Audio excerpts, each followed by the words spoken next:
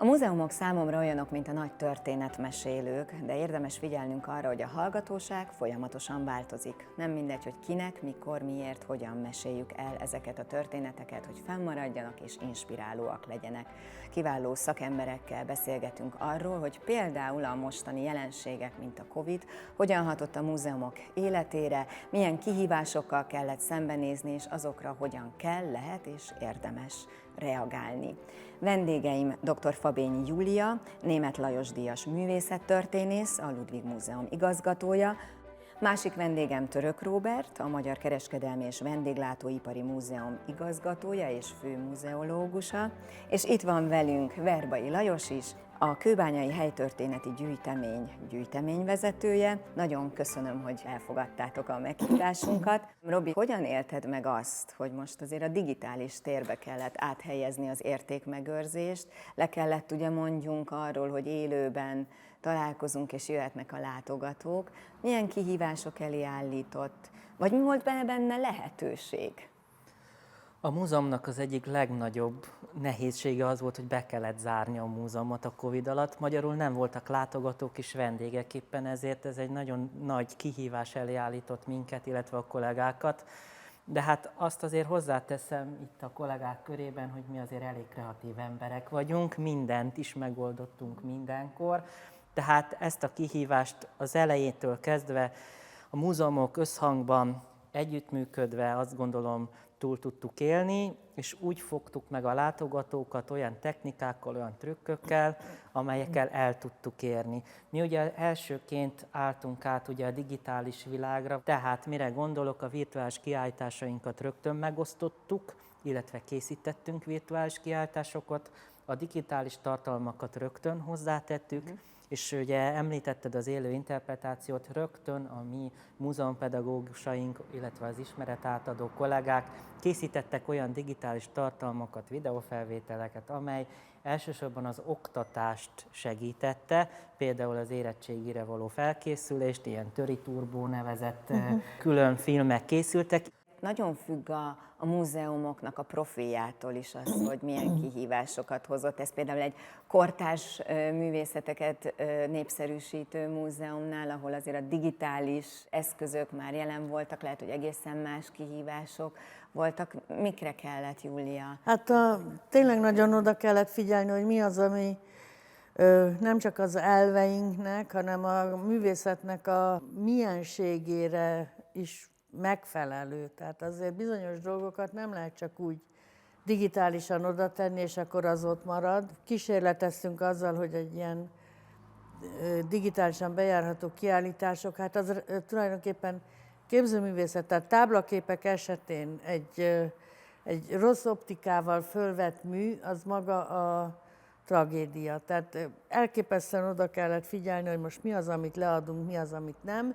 Kiderült, hogy nagyon is fontos lett volna, hogy számtalan ilyen szabad egyetemi előadásunkat tényleg minőségi eszközökkel vegyük föl, mert azokat tudtuk közvetíteni, és a múzeumpedagógusok meg tényleg kitettek magukért, kitaláltak olyan szerkesztett műsorokat, amit aztán iskolai tananyagként kínáltunk. És nézték, tehát elég sok volt a letöltés, ráklikkelés. Itt nagy proaktivitást, és hallom azt a kreativitást, amire Robi utaltál. Lajos, hát nálatok ugye, akik közel vannak nagyon élő kapcsolatban itt a helyiekkel, ugye pont ez nem tudott megtörténni. Nektek mikkel kellett szembesülni, és hogyan reagáltatok?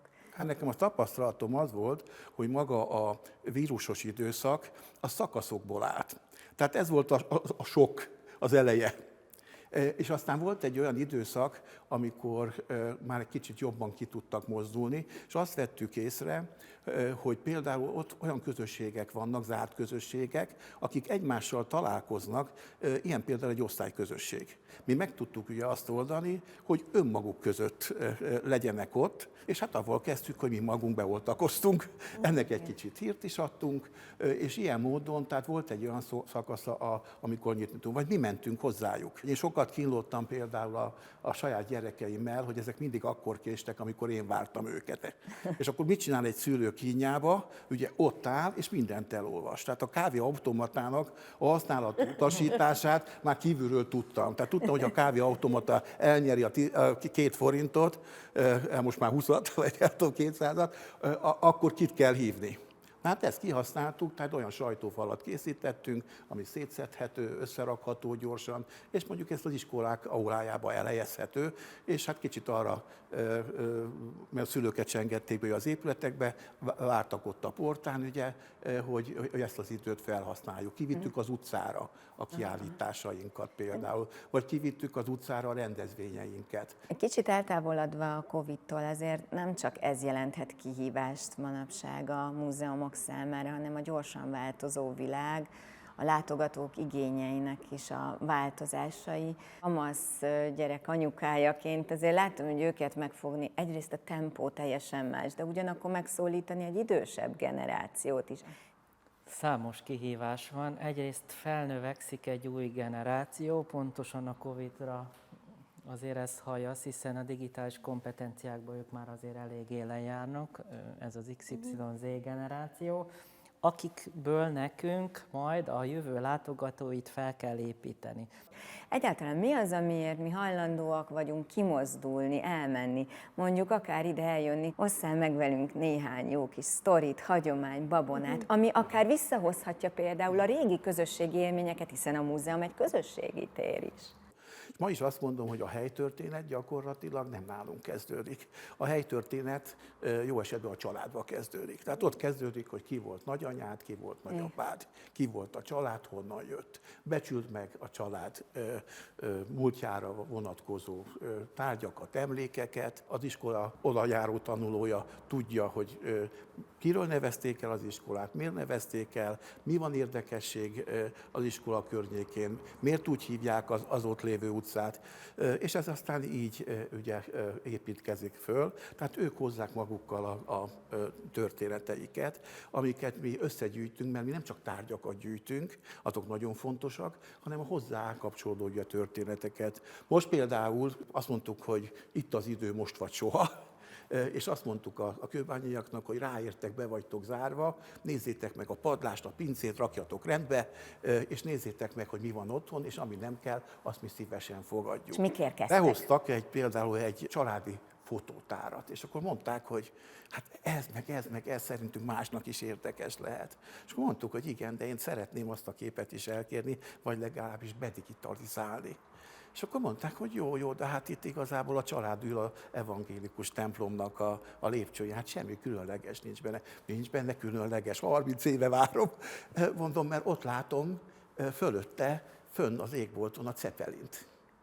És mivel az evangélikus templomunknak ugye az a részlete nagyon jellemző, hát bizonyítani tudom, hogy a Zeppelin bizony itt járt Kőbányán. És azt mondták, ezt a család évtizedet óta nézi, de soha észre nem vette azt, hát más a szemszögünk, persze, más a részletünk, de mi egy kicsit így működünk. Na, kicsit mozdítsuk be a látogatókat, hallgatókat, nézőket, itt minket is a Dreher Söripari Emléktárban, ahol ülünk, rengeteg tárgy vesz körül, és szerintem, amit a Lajos mondott, az azért egy nagyon izgalmas, hogy ugye a történetek, én is így kezdtem felvezetni ezt a mai beszélgetést, hogy azért a történetek nagyon izgalmasak. Mindig ott kéne legyetek, hogy meséljetek a látogatók mellett, hogy itt milyen történetek vannak.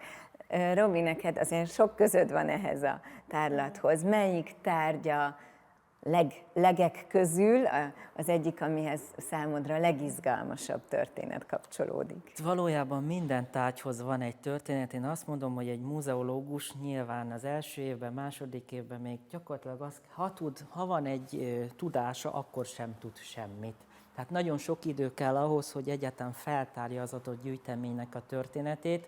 Itt szinte minden nap találunk egy-egy újabb történetet. Ez is egy hasonló közösség, hiszen itt a Dreher sörgyárak területén nagyon sok olyan kollega dolgozó van, akinek az édesapja nagyszülője, nekem például az nagyanyám dolgozott itt a Dréher sörgyárban, ezért minden tárgynak megvan a maga kis sztoria. Számomra az egyik legérdekesebb tárgy az a Gambrinus cégér. Tulajdonképpen én magam véletlen fedeztem fel a történetét, hogy ez ugye a bécsi Serháznak a cégére, mint kiderült, ez egy festett cégér, az 1850-es évekből, és kiderült az egész történet, a Gambrinus legendája, kiderült az, hogy ezt maga még Dréher Antal láthatta, hiszen a Sveháti söröket árultak ott ebben a Bécsi Serház nevezetű vendéglátóhelyen, tehát tényleg kialakult a tárgynak a története.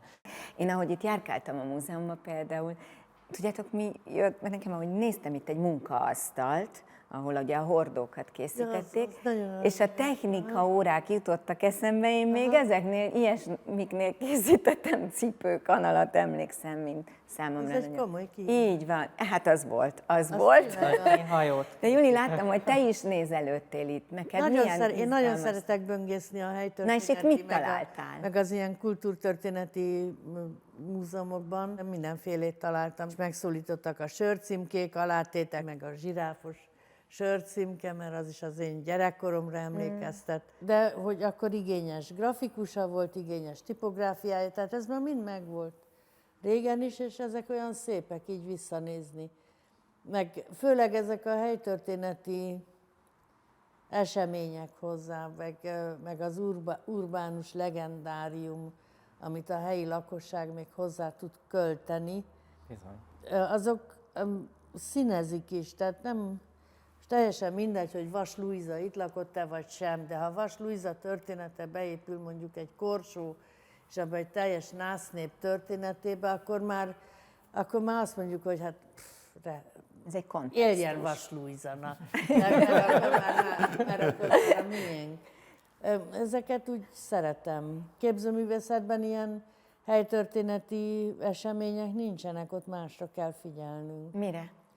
Hát figyelnünk kell arra, hogy tényleg egy olyan kontextusban helyezzük el a kiállítást, ahol nem megdöglik a mű, hanem új értelmet kap. Azért a képzőművészeti alkotások, kortárs alkotásoknak az a lényeg, hogy elég sok rétegben vannak rajta tartalmak, tehát így sok rétegben lebonthatók, akár intellektuális, akár tehát mentális vagy pszichés értelemben is lehet értelmezni őket, minden legitim, csak mindenfélét ki kell belőle hozni, de ha rosszul szituálom az egész dolgot, akkor jól megöltem azt a művet is, meg esetleg azt az egész művészeti koncepciót, ami abban lelátszik.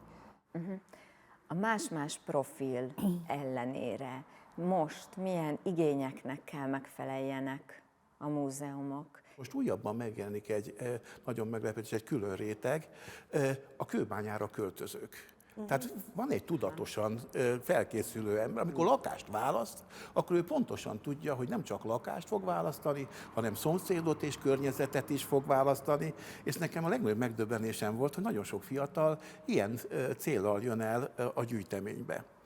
Vagy mostanában több építész jött el. De mondok egy példát, például fölmerült az a főváros részéről, hogy a Népligeti nagy vendéglőt újra kellene jönni, és akkor dokumentumokat keresnek.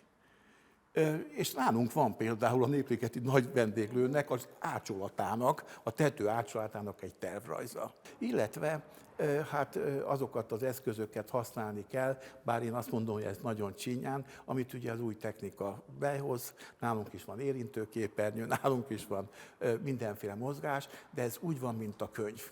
Hogy amikor az ember leveszi a könyvespolcról, akkor azt megfogja, megemelgeti, beleszagol, megsimogatja, megnézegeti a képeket. Tehát én azt gondolom, hogy ez a közvetlen találkozás, ez pótolhatatlan.